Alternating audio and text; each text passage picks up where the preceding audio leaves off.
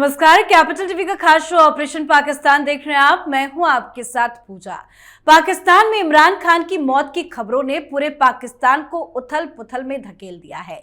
Jail के बाहर लोग सड़कों पर बैठ गए हैं, शहबाज मुनीर के खिलाफ नारे लग रहे हैं, चीखें हैं, आंसू हैं और अंदर एक खामोशी जो अंदर ही अंदर किसी बड़े राज की ओर इशारा कर रही है। बवाल के बीच इमरान खान की बहन अलीमा खान हाईकोर्ट पहुंची, सीधा आरोप लगाया, कहा कि मुझे अपने भाई से मिलने नहीं दिया जा रहा। यह आरोप सिर्फ जेल प्रशासन पर नहीं, ये तीर सीधा शहबाज मुनीर शासन के दिल पर लगा है और इसे दायर किया गया है केपीके के मुख्यमंत्री सोहेल आफरीदी, पीटीआई नेताओं और वकीलों की मौजूदगी में। मतलब अब मामला सिर्फ फैमिली का नहीं है, एक राजनीतिक विस्फोट बनने का है। तो इमरान खान को लेकर क्या चल रहा है आपको बताएंगे, पर पाकिस्तान की इंटरनेशनल बेइज्जती भी हो रही है। यूएई ने पाकिस्तान के नागरिकों को रेगुलर वीजा देना तकरीबन बंद कर दिया है। वहीं पाकिस्तानियों के लिए पूरी तरह से पासपोर्ट बैन पर भी सऊदी, यूएई जैसे देश विचार कर रहे हैं। तो इधर भारत में दिल्ली ब्लास्ट को लेकर जांच तेजी से जारी है। एनआईए ने गिरफ्तार शाहीन को फरीदाबाद से ले जाकर कई अहम जगहों की तस्दीक कराई, जहां जांच एजेंसियों को शक है कि दिल्ली धमाके के पीछे सिर्फ ऑपरेशन मॉड्यूल ही नहीं बल्कि एक डॉक्टर नेटवर्क भी काम कर रहा था, जो अपनी पहचान छुपाने के लिए अस्पतालों, क्लिनिकों और मेडिकल सेटअप को कवर की तरह इस्तेमाल करता था, जिसका पता लगाया जा रहा है। तो कैसे चारों तरफ से पाकिस्तान के खिलाफ ऑपरेशन चल रहा है आपको बताएंगे। चर्चा के लिए मेरे साथ स्टूडियो में मौजूद है कैपिटल टीवी के editor in chief doctor Manish Kumar और एग्जीक्यूटिव एडिटर राजीव जी। सर, आप दोनों का बहुत बहुत स्वागत है। धन्यवाद। सर, इतने घंटे और इतने दिन बीत गए, इमरान खान को लेकर कोई पुख्ता खबर सामने नहीं आ रही है। अब उनकी बहन हाईकोर्ट भी पहुंच गई है। क्या कोर्ट के दरवाजे से कोई राहत मिलेगी क्या? देखिए, इसमें तो कोर्ट भी इन्वॉल्व है जी। कारण यह है कि कल 27 तारीख को एक केस में उनकी हियरिंग होनी थी।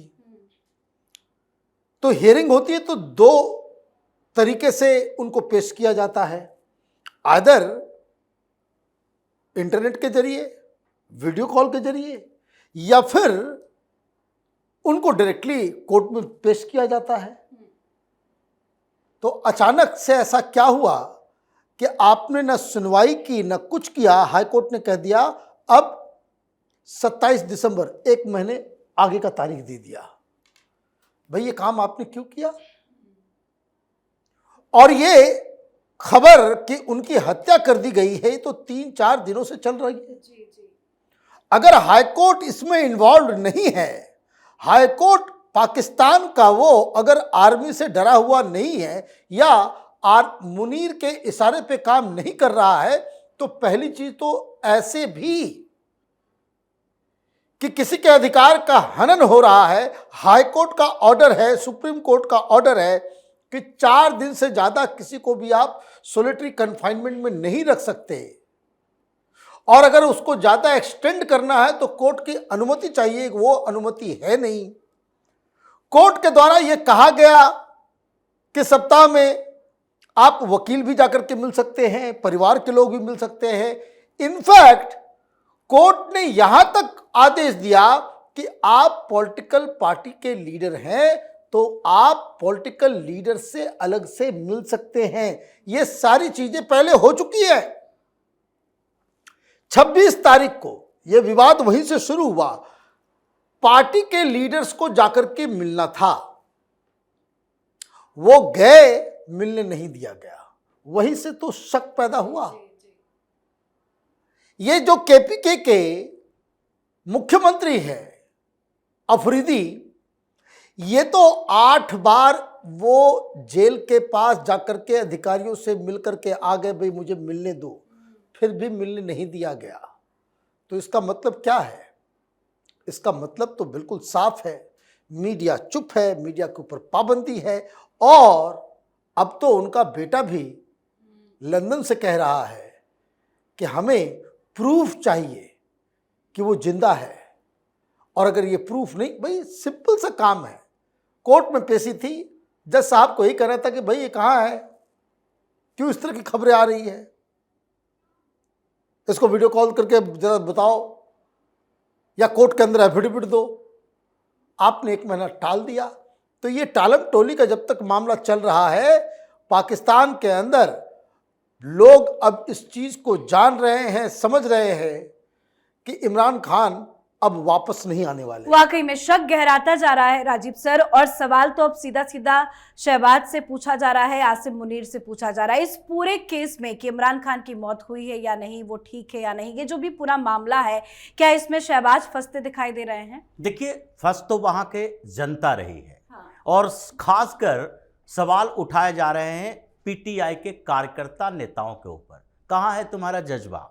ये जज्बा से हिंदुस्तान से संघर्ष करते हो, तुम्हारे ये 32-72 हुरों तक जाने के लिए जिहादी बन जाते हो, लेकिन तुम्हारा लीडर अभी मर गया है या जिंदा है जानकारी नहीं है। अभी भी कोर्ट कचहरी पर विश्वास करके बैठे हो और शहबाज और मुनीर के स्टेटमेंट का इंतजार कर रहे हो, क्योंकि पूरे पीटीआई के अंदर जितने नेता हैं उसको भी लगता है कि अगर हम इसी रास्ते से आगे नहीं बढ़े, अगर हम बड़े प्रोटेस्ट पर गए तो हमारी भी हत्या करवा देगा। डर इन लोगों के अंदर है, लेकिन सवाल उनके नेता कार्यकर्ता पर उठ रहा है पाकिस्तान के अंदर कि तुम लोग आखिरकार कब तक चुप बैठे रहोगे? कब तक ये बुजदिलों की तरह केवल कोर्ट में, कचहरी में या फिर जेल के दरवाजे पर 10-20 लोग जाकर खड़े रहोगे और ऐसे कहोगे कि पाकिस्तान के अंदर हमारे इतने सपोर्टर हैं कि हम तख्ता पलट देंगे?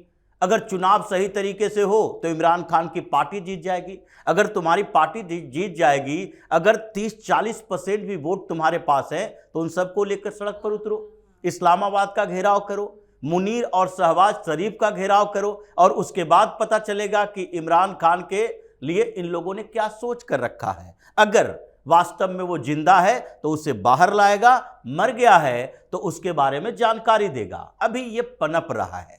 पाकिस्तान वो देश है जिसको खत्म हो जाना चाहिए, नक्शे पर होना नहीं चाहिए। न वहां की जनता में लोकतांत्रिक भावना, न वहां के नेताओं में लोकतंत्र के प्रति विश्वास, न वहां का एडमिनिस्ट्रेशन है जो किसी भी तरीके से सपोर्ट करने के लिए जनता को तैयार है, और न उस देश में व्यवस्था है कि दुनिया के साथ जैसे दुनिया चलती है, अलग अलग मुल्कों में, अलग अलग देशों में जो व्यवस्थाएं चलती है, ग्लोबल तरीके से जो एक मानदंड स्थापित किया गया है, उसके साथ ये चलने के लायक है। तो ऐसे स्थितियों में अगर पाकिस्तान ये सोच रहा है या शहबाज और मुनीर सोच रहा है कि इमरान खान की हत्या से केवल पाकिस्तान के लोग थोड़े दिन तक गुस्से में रहेंगे, हो सकता है पीटीआई प्रदर्शन कर दे लेकिन फिर शांत कर देंगे, ये होने वाला नहीं है। बिल्कुल, ये बवाल और बढ़ेगा, लेकिन इससे तो इंटरनेशनल भी बेइज्जती हो रही है। अब तो अंतर्राष्ट्रीय मंचों पर भी इमरान को लेकर सवाल खड़े हो रहे हैं। लेकिन जो छवि पाकिस्तान की बनी है और जो खबरें आ रही है कि कहीं पासपोर्ट बैन, कहीं वीजा बैन की तैयारी चल रही है, इससे पाकिस्तान को कितना बड़ा झटका? देखिए, पाकिस्तान तो ऐसा मुल्क है जिसके बारे में कोई और क्या कहेगा। पाकिस्तान के खुद के लोग जो दूसरे देशों में सेटल कर गए हैं, उनकी बातें आप सुनिए, आपको समझ में आ जाएगा कि पाकिस्तान की क्या हैसियत है। अभी जो वॉशिंगटन डीसी के अंदर हमला हुआ, उसके अब तार आईएसआई से जुड़ रहे हैं, क्योंकि वो आईएसआई द्वारा ट्रेंड व्यक्ति था। अब इस बीच डोनाल्ड ट्रंप ने कहा कि कई सारे देशों के ऊपर वो वीजा का बैन लगाएंगे। अब उसमें मांग चल रही, भाई पाकिस्तान का भी नाम डालो। और इसकी शुरुआत देखिए, अमेरिकन एलाइज जो हैं वेस्ट एशिया के अंदर, यूएई ने क्या कहा कि भाई नहीं देंगे। क्यों नहीं देंगे? ये तो आदर बम फोड़ने आते हैं, खुद कुछ हमला करने के लिए आते हैं, जिहाद का जहर फैलाने आते हैं, और नहीं तो ये भिखारी बन जाते हैं, भिखारी का काम करते हैं। और मैं आपको बता दूं कि वहां सऊदी अरब, यूएई के अंदर कम हजारों पाकिस्तानी जेल के अंदर में, क्योंकि वहां पे भीख मांगना अलाउड नहीं है। लोग उम्रा करने जाते हैं, लोग मक्का जाते हैं, हज पे जाते हैं, और ये पाकिस्तानी झुंड के झुंड बनाकर, मैं तो देख रहा था एक सोशल मीडिया पे इंटरव्यू, और कोई मजाक नहीं था, उसमें कोई इंटरप्रेन्योर की जो है वो इंटरव्यू चल रहा है, वो लड़की का, वो कह रही है कि वो क्यों वो हाईलाइटेड है, क्योंकि उसने थाईलैंड में होटल खोला है। उससे पूछा, भाई कैसे तुमने कमाया पैसा? उसने कहा भीख मांग के। सीधा कि भीख मांग के हमने होटल बनाया है। पाकिस्तान में अगर आप थोड़ा सा खंगालिएगा तो आपको मालूम चलेगा कि जत्था का जत्था है कि यहां मिडिल क्लास के लोग, वहां तो अब मिडिल क्लास के लोग भीख मांग रहे हैं, ये नहीं कि गरीब गुरबा मांग रहे हैं, वहां के मिडिल क्लास के लोग भीख मांगने लग गए हैं। अब वो क्या करते हैं, वो चले जाएंगे, हज का समय आएगा तो वहां भीख मांगेंगे, वहां से पैसा कमाया, वहां से उठ करके फिर वो ईरान चले जाएंगे, वहां शिया लोगों का ये होता है। फिर ईरान से फिर चले जाते हैं साउथ कोरिया। साउथ कोरिया में कोई 1 महीने का समय होता है, जैसे जेएनयू में होता है ना, वो उस तरीके का 1 महीने का समय होता है जहां ये लोग दान करते हैं और ये वहां पे जाकर के भीख मांगते हैं, और वहां कोरिया से फिर वापस जो है एग्जीक्यूटिव क्लास का टिकट कटा करके फिर ये पाकिस्तान पहुंचते। पर क्या कुछ दिनों के बाद कोई भीख देने वाला भी होगा? भाई पाकिस्तान में ये लोग वहां पे बोलते हैं कि भाई हम विदेश गए, ये पूरा टाइम लगता है 3.5 से 4 महीने, 3.5 से 4 महीने वो भीख मांगते हैं और साल भर ऐश करते हैं। तो इसलिए अब मुस्लिम कंट्रीज में इन लोगों को बैन किया जा रहा है। आपको बहुत जगह पे इस तरह के लोग मिल जाएंगे कि होते हैं पाकिस्तानी और सऊदी अरब में रहते हैं, यूएई में काम करते हैं मजदूरी का, तो इतने शर्म से उनसे जब कोई पूछता है कि किस मुल्क के हो, तो वो कहते हैं इंडिया, क्योंकि पाकिस्तान बोलते ही लोग दूसरी नज़र से देखते हैं।